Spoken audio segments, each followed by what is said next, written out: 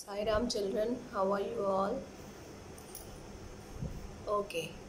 Yesterday we discussed about force and the different examples for it, and also we came across what are the different types of forces are there.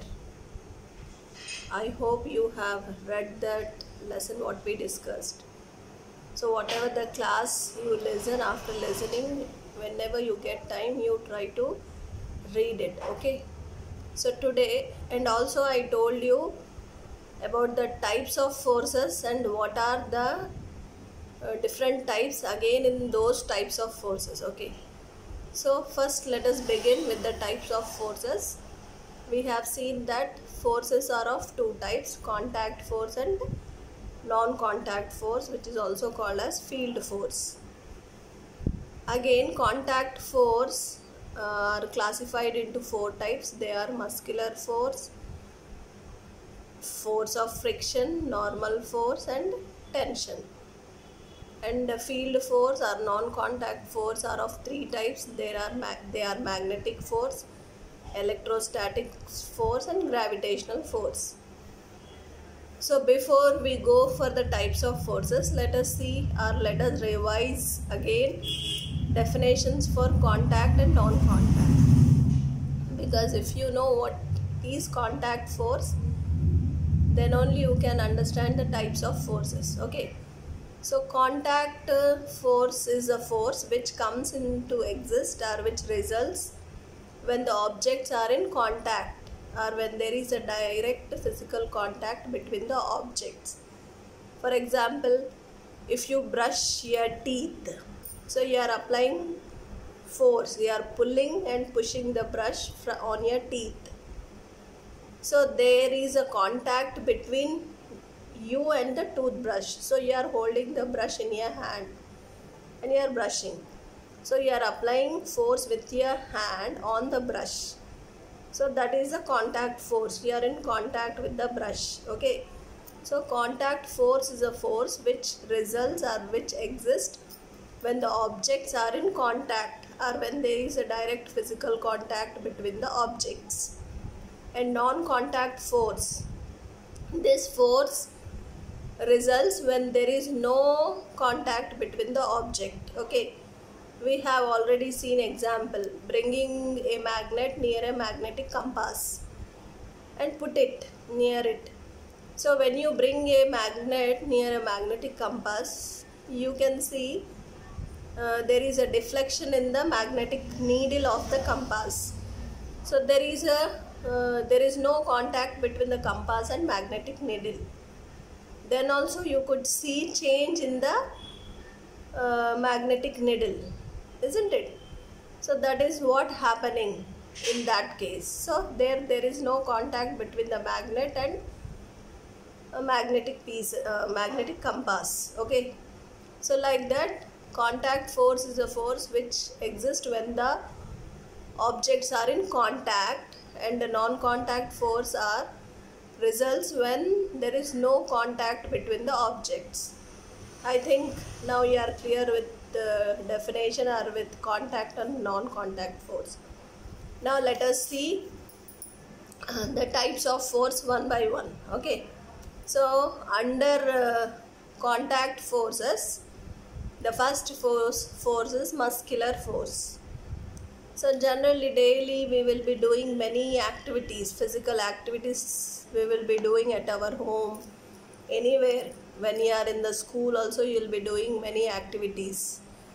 For example, when you are at school, not now, when you are at school, you will be writing something, whatever your teacher writes on the board, isn't it? And you will be carrying your bag on your back to your class. Like this, you will be doing many activities at school. At home, you will help your mother while cooking. You may cut vegetables, or you can fill water in the pots. Like this, you will be doing many activities. You will be bathing, writing, like this. So these all are the activities we will be doing at our home or anywhere. So to do all these activities, what we do? We use our muscular force. So muscular force, with that force you will be doing all these activities. Suppose you are writing something with your hand. So here who is working? You are working with your muscles. You are applying force with the muscles. The muscles in your hand will work, will apply force on your fingers so that you can write anything. So like this. And for doing that activity, you are in contact with the pen. So this comes under contact force. Okay. And not only this, many activities you can see. So like that, all the activities what we do comes under contact force, that is the muscular force. Okay. So the force, what is muscular force?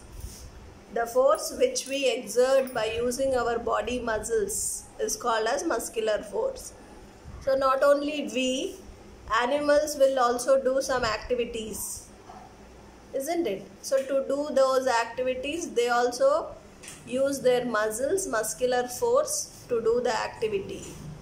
So human beings and animals will do the activities by using their muscles or muscular force to do the activities. Okay. So this is about muscular force. If you see in your textbook, there is an activity 2. In that activity, he has given a table in which an example is given to you, lowering a basket. Okay, so like that, you have to write some more examples in that box which comes under muscular force. Okay, for example, I'll tell you, writing any paragraph, bringing a bag from one place to another place, brushing, bathing, cooking, like this, isn't it? So you can write some more examples in that. And then after that, so these are the activities which we see when they will be performed. So there are some more activities which we are unaware, which are happening in our body, isn't it? Like our heartbeat, working of our heart, and circulation of our blood, and expansion and contraction of our lungs. So all these activities are done with the help of body muscles, with the muscular force, okay, present at those places or areas. So this is how these are the activities performed by our body by using body muscles. So not only these examples, you can get so many examples in your daily life which comes under contact force. Okay, then let us see. Sometimes you may be feeling tightness in your muscles when you do something which is very hard. For example, when you lift a heavy weight up on your head, or if you carry it on your shoulder, you see somewhat tightness in your muscles present in the arm, isn't it? So and not only you, if you ask anyone, if you ask your friend to do it and you observe it, what happens, what change do you see in the muscles? So you could see that the muscles get contracted. So in our body, the muscles are set up or arranged in a way that they can expand or they can contract. Okay, suppose if you throw a ball, what happens? You will stretch your hand forward. So when you stretch your hand forward, the muscles present in the arm and here front side of the shoulders get expand so that you can move your hand forward. After keeping or after throwing the ball, you will not put your hand like this, you will bring it back. So who is doing that? The muscles present at the back of your shoulder will help you to contract the muscles so that the hand will come back. So this is how muscles are arranged in our body, so that one set of muscles will expand, one set of muscles will contract. This is how the muscles will function. Okay. Generally, you may have seen weightlifters. When they lift the weight up, you could see change in his arm muscles. It will get tightened. The arm will get swollen, isn't it? So there the muscles are contracted.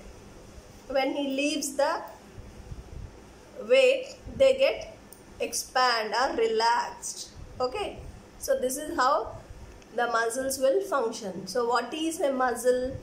It is nothing but a bundle of muscle cells together forms a muscle. Okay. So here it is not necessary.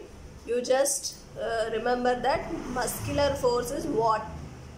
So the force which we exert by using our body muscles is called as muscular force. Okay.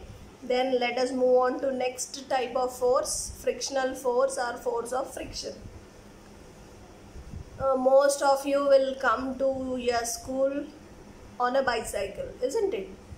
So while riding a bicycle, you apply force on the pedals so that the bicycle will move forward. If you stop pedaling, what happens? It comes to rest, isn't it? So actually you think that if you stop pedaling, the bicycle will come to rest. But it is not happening like that. So why, we will discuss.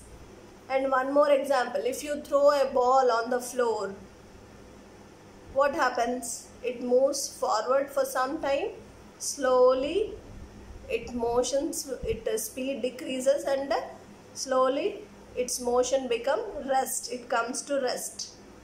Yes. So why it is happening like that? Why the bicycle is coming to rest and why the ball is coming to rest? Because there is an opposite force which is stopping that ball or the bicycle so that it can comes to rest. Okay. So what it is, we will see. And now is that speed, we are telling that after some time it will come to rest. If you stop pedaling or if you see the motion of the ball, it comes to rest. Suppose if you move the ball on different surfaces, what happens to the speed of that ball? In which case it will be more, in which case it will be less. Here we will see in activity 4. What is that? So try to roll a ball on different surfaces. Ante roll ante you just move the ball. You leave the ball on that surfaces.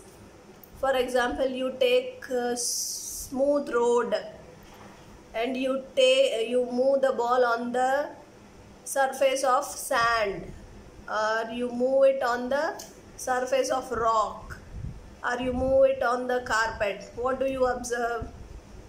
So here stones and sand surface is rough.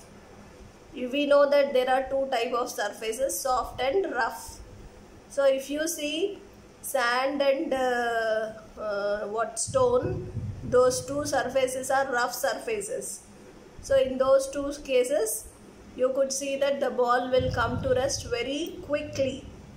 After moving a little distance, it comes to rest. Suppose if you take smooth road or carpet, what happens? It will move to a longer distance compared to sand and rock, and then it comes to rest, isn't it? So here speed of the ball or the motion of the ball depends on the surface of the object. If the surface is rough, speed will be low. That means it comes to rest quickly. If the surface is smooth and soft, then the speed will be more, and after a long time the object will come to rest, isn't it?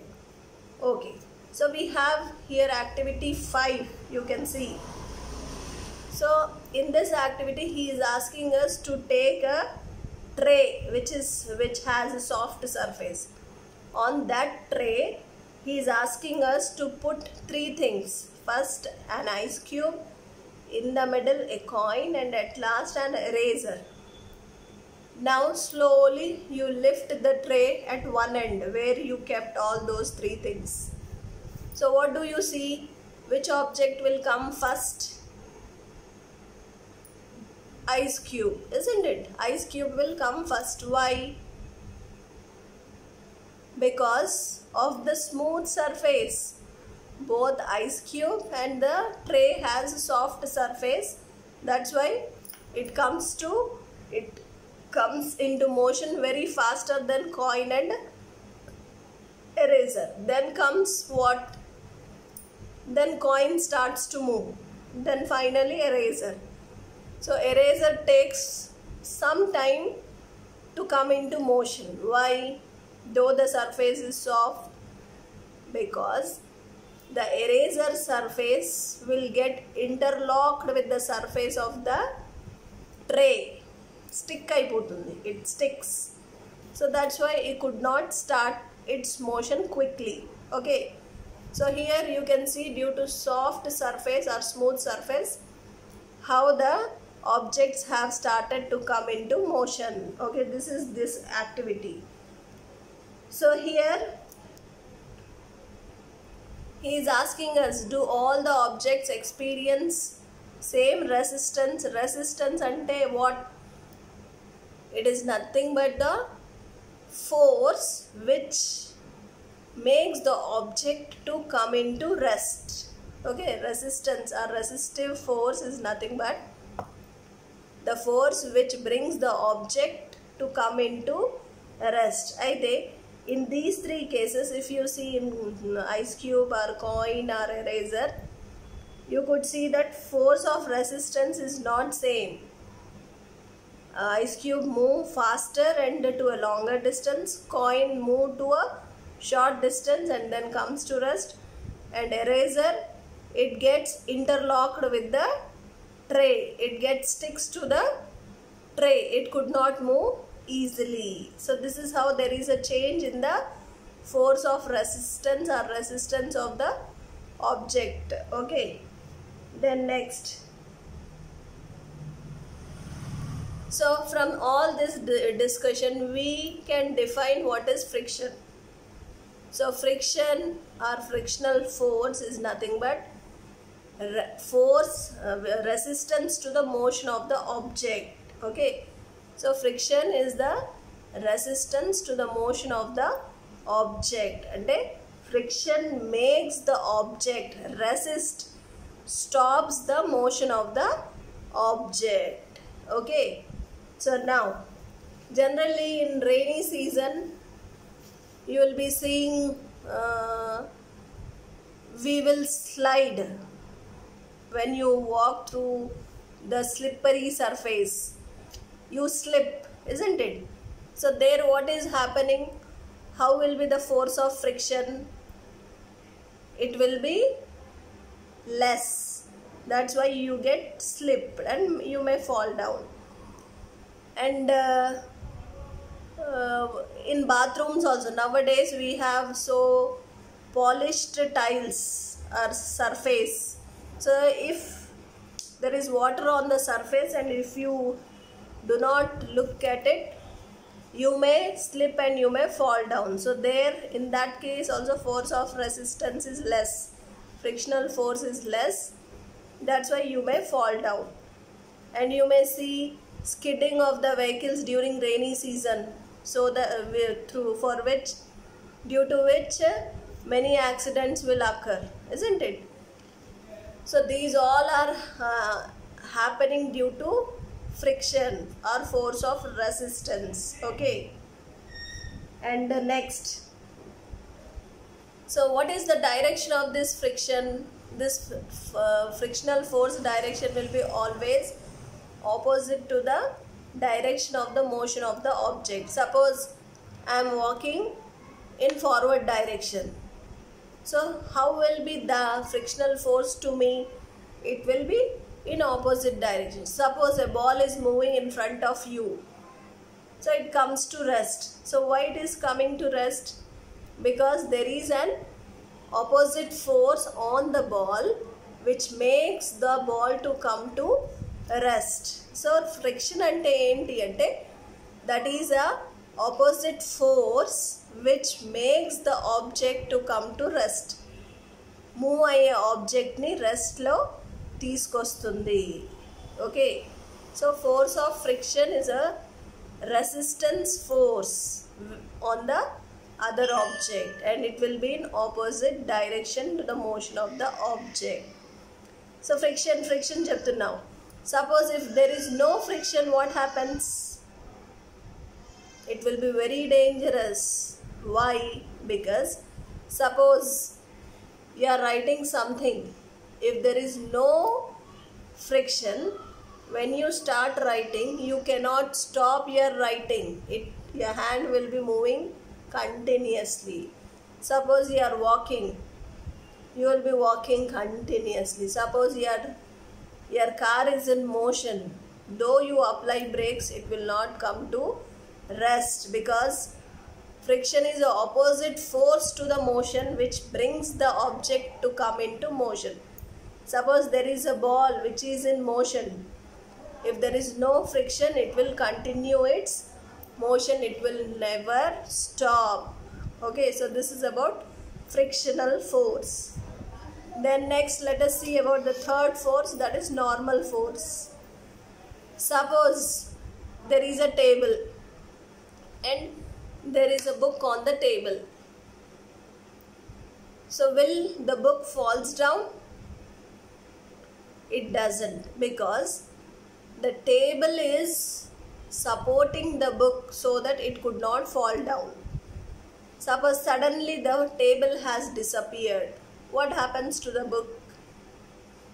Obviously it will fall down, isn't it? Because there is no supportive force which can keep the book at rest, not to fall down, isn't it? So here the table is supporting the book with some force. What is that force called as? Normal force. Okay, so normal force is a force which is helping the book not to fall down. Suppose if just now I said, if there is no table, what happens? The book falls down. So what made the book to fall down? We know that there is gravitational force to the earth. So that force will pull the book down.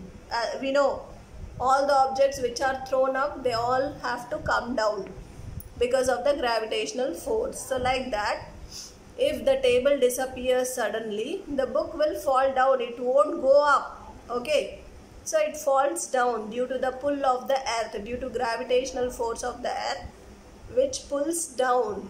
Whereas the table will pull the book upward when there is table under the book. Okay, and this force,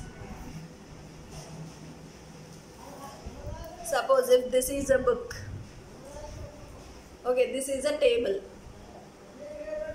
So this table will pull the book upward direction. Suppose if there is no table, it falls down because earth pulls the book in downward direction. Okay, so the force which is applied by the table on the book is normal force, and this normal force applied by the table will be in upward direction. Opposite to this force will be another force called gravitational force which pulls the book downward direction. Okay, here in your textbook it is given clearly. See here, this is a book on the table here.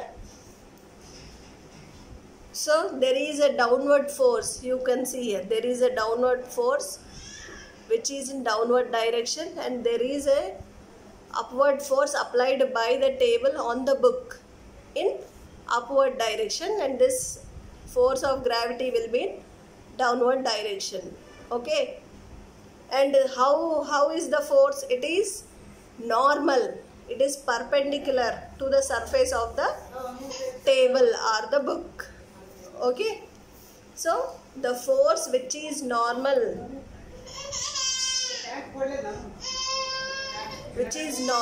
the force which is normal to the surface of the object is called normal force, or it is also said like this: the force that a solid object exerts on the object in upward direction, it is also called as normal force. Okay, then next, and this, when the book is on the table, it is at rest, we said this. So at that time, how will be the forces? How will be both forces? They will be in equilibrium. That means they will be in equal amount. Okay, normal force which is in upward direction and gravitational force which is in downward direction will be in equal amount. That's why they are said to be equilibrium. Equal ga unnai kabatti we tell it as in equilibrium. Okay, so these forces are in equilibrium. That's why the object, that is the book on the table, is at rest. Okay, so this is about third force, normal force. And you can see here the book is in contact with the table.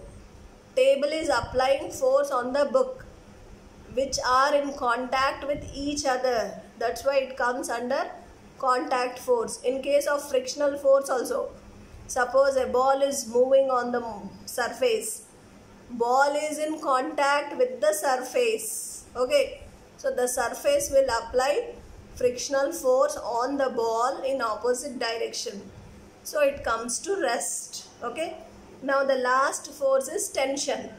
Suppose there is a stone, a big stone is there, you tie it with a string, daram, and you suspend it, hang cheyandi oka loop ki. So now will the stone fall down? No. Suppose if you cut the string, what happens? It has to fall down, and it will fall down. So before you cut the string, it is suspended freely and it is at rest, and it is supported by the string. That's why it could able to suspend freely. Kada veladutundadi. It does not fall down. So what is helping the stone so that it could not fall down? Who is helping? There the string. String is helping the stone to be get suspended. That's why it could not fall down. So in the second case, if you cut the string, we know that the stone will fall down. So why it will fall down? Who is pulling it down? Gravity. Gravity. Same in the normal force, how the book will fall down if there is no table. Here, if you cut the string, the stone also will fall down because there is no supportive force of the string, isn't it? So here the string is applying force, suspended the stone not to fall down. So here the string is applying force on the stone so that it can hang. So the force applied by the string is called as tension. And what is its direction? It is suspended like this, so it is in upward direction, and gravity pulls the stone in downward direction. Same, it is like normal force. Okay, so stone is suspended with the string. String is pulling the stone in upward direction, whereas gravity pulls the stone in downward direction. Until you cut the string, it will be suspended freely. And what forces are acting at that time? Ante both tension and gravity, but they both are in equilibrium. They are equal. That's why The stone is not falling down. Okay. So what is tension? Tension is a force which pulls the body always in upward direction, which is opposite to the force of gravity. And also you can say the tightness or looseness of the string is also called as tension. Okay, you can see here, picture is given to you how the stone is suspended with the string. So now it is in rest, and the forces, upward force applied by the string and gravity applied in downward direction, both are equal. That's why it is at zero, at a rest position, because both forces are equal. Suppose if we break the string, it will fall down, because here the gravity pulls the stone downwards. Okay, so now with this 4 types are over. I'll repeat all those definitions once, you just listen here. So under contact force there are 4 type of forces: muscular force, force of friction, normal force and tension. Muscular force. What is muscular force? The force exerted by the muscles of the body is called as muscular force. Next is frictional force or force of friction. So friction is the resistance to the motion of the object. And then normal force. This normal force is exerted on the object in normal direction or in upward direction, or